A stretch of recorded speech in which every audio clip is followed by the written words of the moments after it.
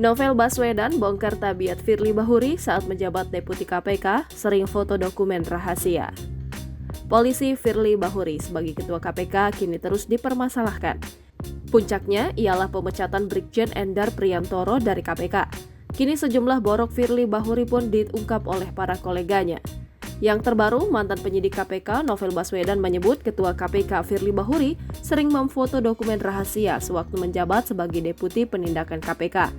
Sebagaimana diketahui, Firly Bahuri diduga terlibat dalam kebocoran dokumen penyelidikan kasus korupsi di Kementerian ESDM.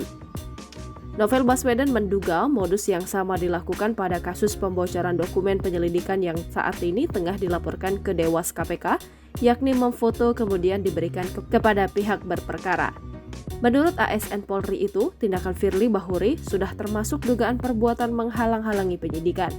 Katanya, dugaan pembocoran dokumen penyelidikan itu sudah masuk ke ranah pidana. Diberitakan mantan pimpinan KPK Abraham Samad dan Saud Situmorang, ex-wakil Menteri Hukum dan Hak Asasi Manusia Denny Indrayana, dan sejumlah individu melaporkan Ketua KPK saat ini Firly Bahuri ke Dewan Pengawas atas dugaan pelanggaran etika dan pidana.